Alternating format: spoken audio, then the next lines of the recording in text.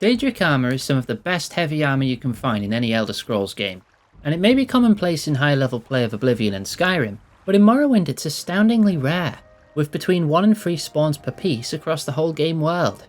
And some pieces, especially the shields, are some of the best items in the game for enchanting. In this video I'll explain from head to toe your every option for Daedric Armour, and where to find each piece by area.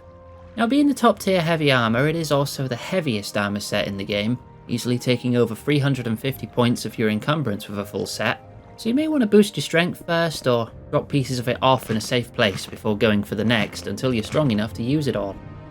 I won't be covering Daedric weapons in this video, as while they can also only have a handful of guaranteed spawns in the game, you can also find them in random loot tables and often equipped by enemy Dremora and Golden Saints, so ransacking enough Daedric shrines at high enough levels is generally enough to get what you want.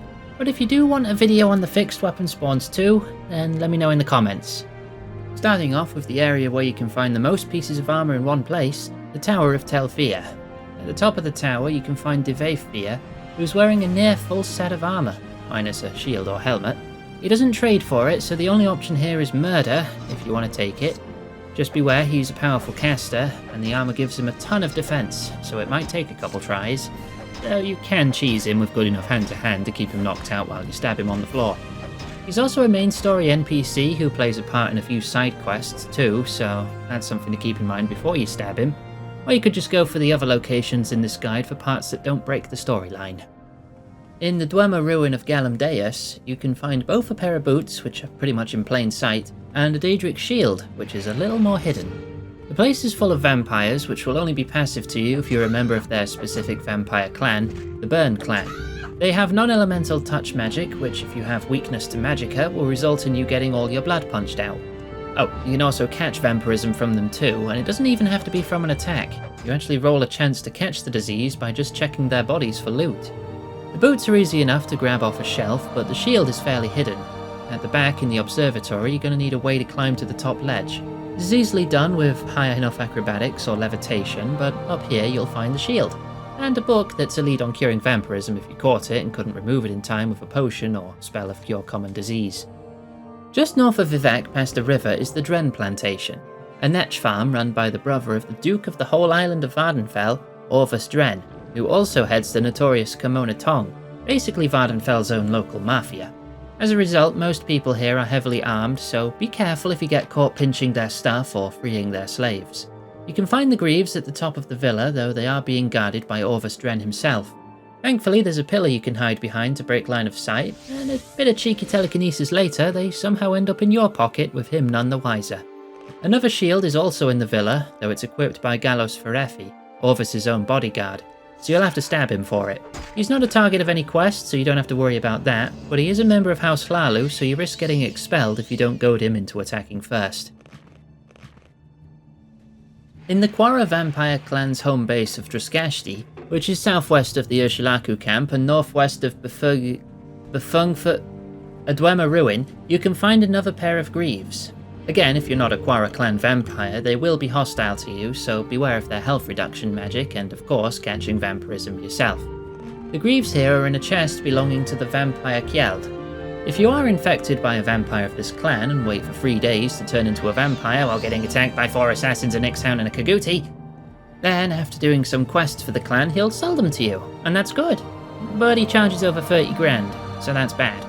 But unless you're wanting to do the Quara clan quest, you can kill him with no moral quandary, and that's good. Or is that bad?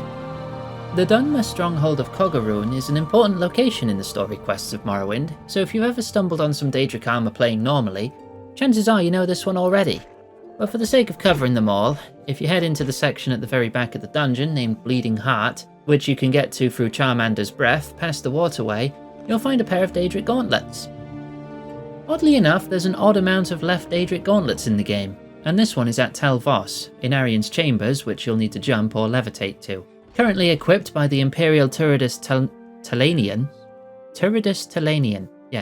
member of House Telvanni, he does give a side quest that awards a reputation point alongside a levitation amulet, so if you want to do that first before murdering him, then go ahead. West of Asurna, oh god, who names these things? West of Asurna Bitashbi is the cave of Ibar-Dad. It's not a huge location, but after swimming around and grabbing some keys, making your way past some Dremora, you'll find a vault guarded by a golden saint. If you're real lucky, she might spawn with a Daedric Towershield, which is the only way to obtain one of those. But inside the vault, you can find a regular Daedric shield and one of the Faces of Inspiration Daedric helmets, which is the lowest tier of the free Daedric helmets. Oh, and the unique artifact shield Elidon's Ward is here too, I guess. Maybe I should do a video on artifact gear too. But that's an idea/problem for future me though. 2 more Daedric helmets can be found at the Ghostgate, which is southeast of Ald'ruhn, marking the only entrance through the Ghost Fence. Both are in the Tower of Dusk on the west side. At the top of the tower is Galom, a disciple of the Tribunal Temple that is lore-relevant, being responsible for maintaining the guard at the Ghostgate to stop Dagoth and his blight monsters escaping Red Mountain, but also is not in charge of any quests, so feel free to do a little stabby-stabby, mesky-takey after taunting them into starting a fight. The second mask here is the Face of Terror, the second best Daedric helmet, and is in the hands of Enar Dralor in the lower levels of the Tower of Dusk.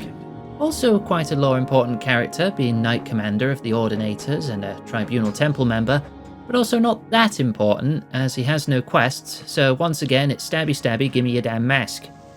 The final Face of Inspiration is in the 6th House Cave Mamaea, southeast of Nissus and in between Barandus and Bal Isra. In the back of this cave, in the Shrine of Pitted Dreams, is Zula, the only named 6th House Dreamer in the game. They're guarding the Face of Inspiration in a nearby open coffin? I think these are coffins at least, it's either that or some kind of 6th House feeding trough. The last Face of Terror is inside the Daedric ruin of Anudnabia, but the surface entrance is forever blocked off, so we have to take a detour to get inside. On the island to the east is the Omaran Ancestral Tomb, venturing through here to find a cave opening through which the Daedra escaped their blocked off shrine. Just beneath the door to the forge is an Atronet guarding a chest with the key to open the door, and it also opens a chest further inside the forge. Once you're in the Forge of Hilbengard, you can find the legendary Skull Crusher in a floating chest, opened with the earlier key. But we're not here for that. We're going to need a bit of levitation to get to the ledges here above the Flame Atronet, where you can find the Face of Terror. Inside Tukushapal is the top tier Daedric helmet, the Face of God. There's only one of these in the whole game, and it has the highest armor rating and durability of all 3 helmets. Access to Tukushapal is only obtained by going through the Marvani Ancestral Tomb, just northwest of Tel Brenora on a small island. You can give some booze to a Nord named Enbioth in the Lizard's Head pub in the north side of Vivek's Telvanni Wasteworks for a key to get easier access. But if you can open a level 90 lock all by yourself, then ooh, fancy pants high skill McGee over here. Anyway, at the back of Tukushapal is a burial ship with some loot. But the Face of God is a bit more hidden. You'll need levitate again around by the stairs by the door, and with a bit of searching you can find a secret ledge, and the Face of God on top, ripe for the taking.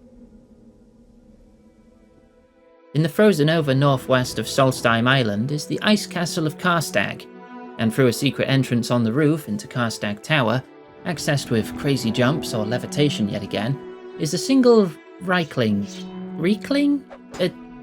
Once you deal with it, the Pauldron is tucked away on the floor in a corner. The only one in the game that doesn't belong to a plot-critical NPC. Norenen-Dur is in the city of Mournhold. The problem here is you can only access it after a bunch of Tribunal main story quests. Once you've progressed enough to get the Mazed Band to Almalexia, you need to wait 24 hours for the city to be attacked by fabricants, which busts open the statue in the plaza. Once you report in about this, a ladder gets added to let you in.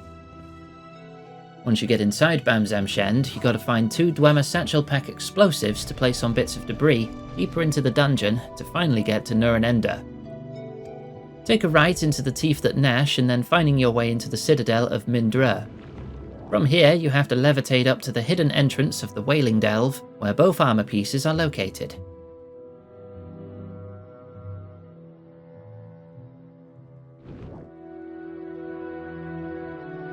In here is a big descent with a waterfall, but about halfway down among the rocks you'll find the only left Pauldron and Cuirass in the whole game that don't need you to kill a vital NPC to obtain. Pity it's all the way at the end of Tribunal. And that is every piece of Daedric armour that can be found lying around in the world. All that's really left is the Towershield, which is only found randomly on Golden Saint enemies.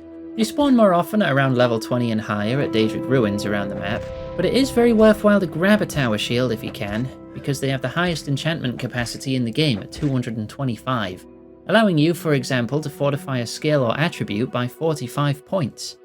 I tend to put a big strength buff on the shield to offset the huge weight requirement of the whole set. Don't bother with feather. Costs the same in enchantment capacity, but is about a fifth as effective. 1 strength point is worth 5 encumbrance, whereas 1 feather point only gives 1 extra encumbrance, and doesn't give the benefit of added melee damage either.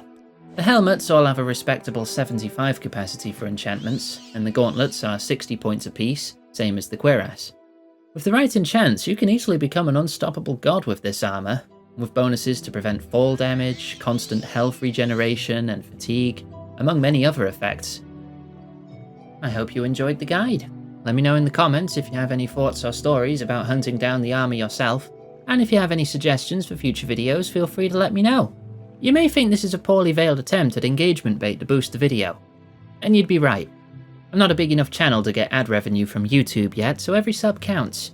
If you want to optionally support me directly in what I do, you can find out how in the description of the video. Thanks for watching, and I'll see you next time.